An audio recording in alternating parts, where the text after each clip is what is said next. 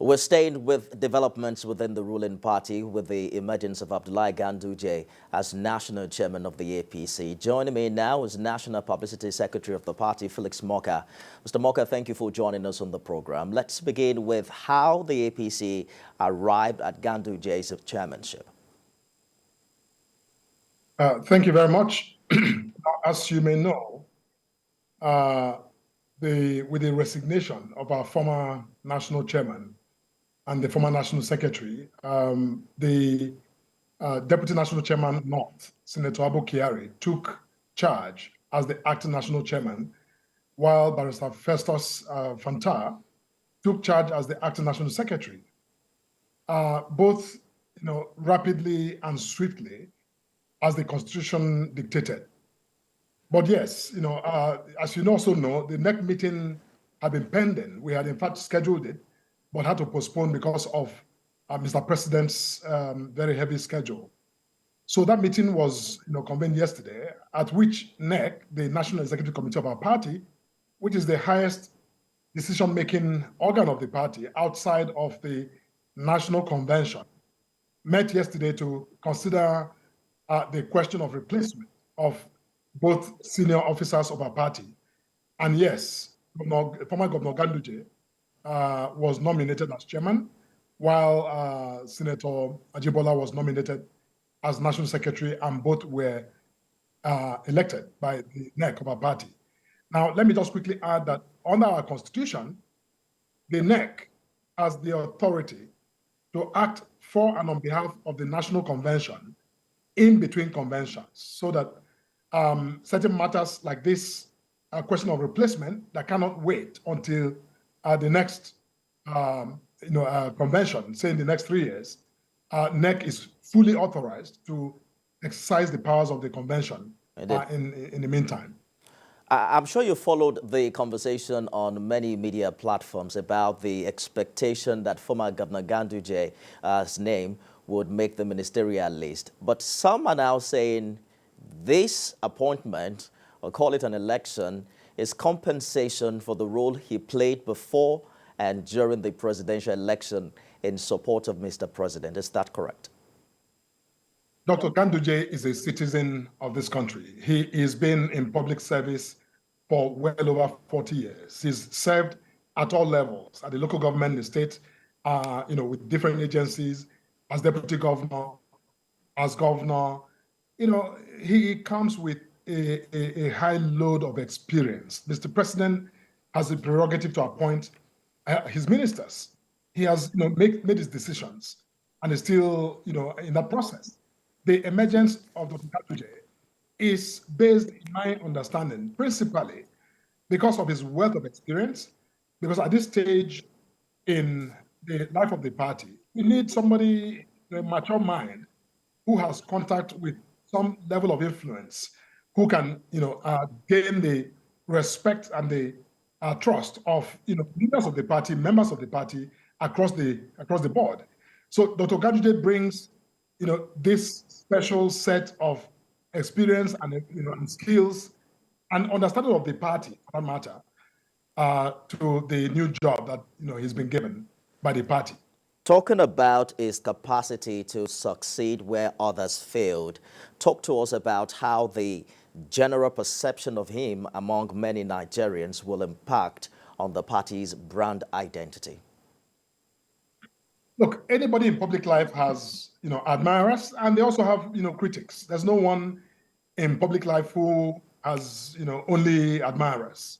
That would be very unusual. So Dr. Ganduje is not different. He has those who admire him, who have enormous respect for his accomplishments. And there may be those who also, have reason to be critical of him. But, all of that is not important. He's been given an assignment. He just finished 2 terms as governor in his state. And, now that he's chairman of the party, we are expecting that he's going to reset the agenda for the party. And he made that point when he gave his acceptance speech. He made clear that it's coming to help to reposition the party, to help to grow the party, reconcile those who may not be on the same page in the party, but also create the intellectual wing to deepen understanding of the party's values and principles and ideology. So in the coming weeks and months and years, we're very excited that under his leadership, we will be breaking new grounds. By the way, I must say that it is remarkable the way APC has managed this transition. This is not the way some of the opposition parties who are very loud-mouthed, for that matter, have handled their own issues. We have gone from the resignations to yesterday, where we have installed a chairman without any rancor in a very seamless process of constitutional implementation. It's interesting the way you put it, but the APC itself has had its, a season of challenges. Some would say the job of the national chairman of your party is perhaps one of the toughest jobs. Former Governor Oshomole's office was cut short 2 years into his tenure, and Senator Abdullahi Adamu was chairman barely 1 year before the controversial resignation. I'm wondering why you think it's difficult for successive chairmen of your party to successfully complete their tenures. Look, we're a young party. We just celebrated our 10 years as a party. We're not as old as some of the main opposition party, the PDP. But in 10 years, we've made remarkable strides. What you refer to are problems that are associated with growth, with building the party. Now, don't forget that our very first outing, less than 2 years after we were incorporated, so to speak, we won the presidential election. We just came on the block and we won that election. We went ahead to win the next election and to win this recent election. Now, in all of that, process, you can imagine. And by the way, we are a party of over 40 million members. So it's a massive party, the largest in Africa. So governing such a ruling party, it's not, a piece of cake. But what is important is not, the issues you mentioned. Is the grace with which we have managed them. And this latest, successful transition in our leadership, again, speaks to the core commitment of members of our party to put the party first, to ensure that, whatever, issues or disagreements that may happen, and will happen naturally, because we're all human beings. A party is a mechanism. People come together voluntarily to set up a party. You are bound to have conflicts. It's all about interest, negotiation, agreement, disagreements. But we are showing and setting the pace for how party governance is conducted. Talking about disagreement, some party members, as we speak, aren't quite pleased with, the zoning arrangement with the current national chairman. They've described the decision of NEC to appoint, for instance, a same-faith national chairman and national secretary, according to them, as terribly insensitive. According to them, one of the consistent demands was that, the former chairman was going to be replaced with a Christian from the North Central. How do you react to that? Look, we are aware of all of the debates, and each side of the discussion, people have valid, arguments to make in support of their perspectives. But at the end of the day, as a party, yesterday, the organ of the party that is authorized, vested with the responsibility and the powers to make that decision, has made that decision, which we're discussing. And my appeal to our members who may not, think that was probably the best decision. As good party men and women, we are called upon to just take a deep breath and come back to the table. This is party governance is an unfinished business. We will continue to do the best we can. Mr. President, who is the leader of the party, spoke eloquently yesterday and said, look, he thanked the party for the job done so far, but also charged all of us, the party leadership from the top to the bottom, to continue to work for Nigeria. And I think that under this new leadership of Dr. Ganduje, you're going to see the party take on more responsibility in its engagement with the executive branch to ensure that the commitments made to our people are actually executed to the best of the ability of the government. We'll get back to the capacity and ability of the current leadership to steer, the affairs of the party. But it's hard to tell what happened to the previous leadership that resigned midway into their tenure. NEC, we understand, approved the appointment of an external auditor yesterday to probe the party's finances. Is this giving credence to some reports that the former chairman and secretary were asked to resign because of allegations of financial mismanagement leveled against them? No, certainly it's not an indication and doesn't give any credence, to that suggestion. Now, under our constitution, only NEC has the powers to appoint auditors to audit the party. End of story. That's what it is.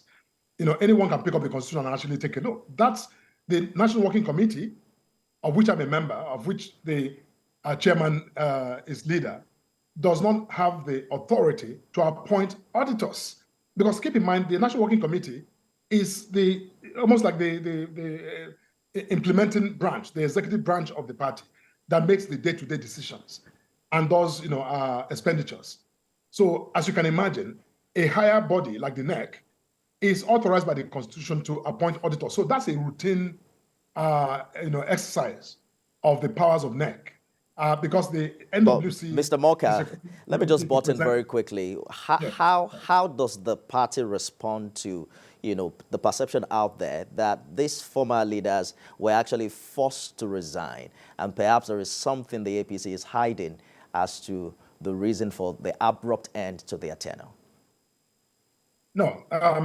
In the letters of resignation signed by both gentlemen, former leaders, they made it clear they resigned voluntarily. And I think that's the point I was trying to underscore earlier, that we have been lucky to have leaders who put the interest of the party first, where it appears as though their role does not or no longer promotes the best interest of the party for whatever reason.